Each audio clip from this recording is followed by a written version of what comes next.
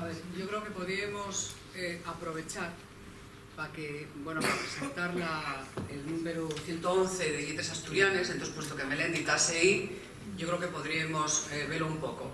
Antes de pasar al Lletres Asturianes, ¿no podríais mostrar el acceso directo a la biblioteca de Martín Sevilla? Sí. O sea, bueno, para que la gente vea dónde está. Dentro de las publicaciones en colecciones, pues tenéis aquí Biblioteca Llegado Martín Sevilla, y hay dos páginas que son una de artículos y otra de los libros. Entonces, bueno, si les abrimos, pues tenéis aquí la información de lo que hay. Exacto. Esa bien, yo creo que está por orden alfabético de todo lo que hay.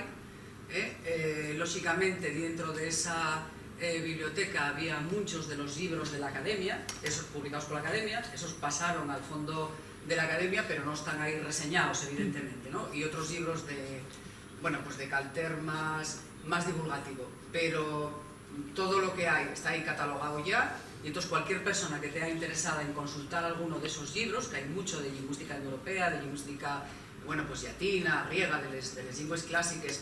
También él era un especialista en toponimia, por lo tanto hay también muchas cosas de toponimia. Bueno, pues puede, y después lo que lleva la biblioteca normal de un profesor de universidad, ¿no? O sea, que hay obras interesantes, están a disposición de todo el que las quiera consultar, no tiene nada más que entrar ahí, ver lo que hay y después pasar por la academia y pedirlo para consultar. Muy bien, bueno, entonces, en el caso del Lletres Asturianes, que ya os dije antes, este es el número que acaba de salir, que es el 111, la academia expulízalo al impar en papel y digitalmente. Entonces, en este caso, bueno, ahí tenemos, eso es una reacción de todos los trabajos que están expulizados en este número. Abre el número un trabajo de Xosé Luis García Arias sobre los anglicismos en el dominio lingüístico astur. Hay otros trabajos también sobre el léxico, como el de Sánchez Vicente o el de García de Quevedo Suárez, que un vocabulario de Villajormes recogió en el año 1943 y que, bueno, nos facilitaron el manuscrito que estaba sin expulsar hasta ahora. Hay trabajos relacionados con la enseñanza de la lengua asturiana, como el de Isabel Evi Artime y González Riaño, como los gestores educativos entre el valor social, cultural y educativo de la lengua asturiana, un estudio empírico, o el de Moisés Elfa Sastre, sobre la lengua y escuela. Trabajos sobre toponimia, como el de Xulio Aneza o el de Cristina García San Pedro.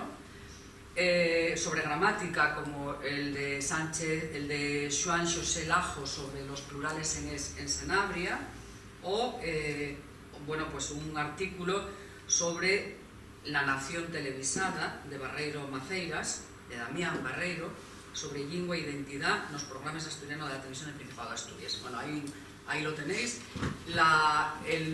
Lo que está en la red y exactamente lo mismo que lo que yo tengo en las manes.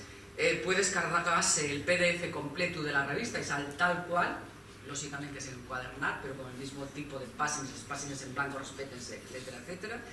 Y desde yo pueden descargarse también los artículos separadamente en un PDF. Yo creo que eso es importante. Y después hay otra cuestión, bueno, ahí tenéis un ejemplo del artículo de Damián Barreiro. Otra cuestión sobre la que os quiero llamar la atención, ahora que a los profesores universitarios lo de los índices de impacto y eso nos preocupa tanto. Bueno, pues ahí tenéis, bueno, no sé si es la primera página o la segunda, pero vamos, ahí lo tenéis. Bueno, pues las bases de datos y todos los directorios donde la revista Lletres Asturianes figuran.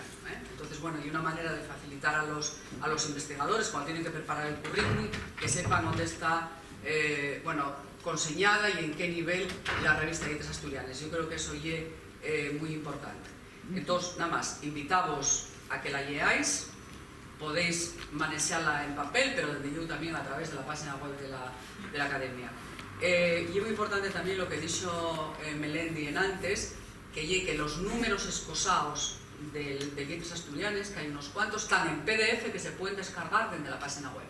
Y desde yo, los otros están ahí también, o sea que no hay xida de ningún tipo para que no se guía lo que se publica en Lletres Asturianes. Muchas gracias.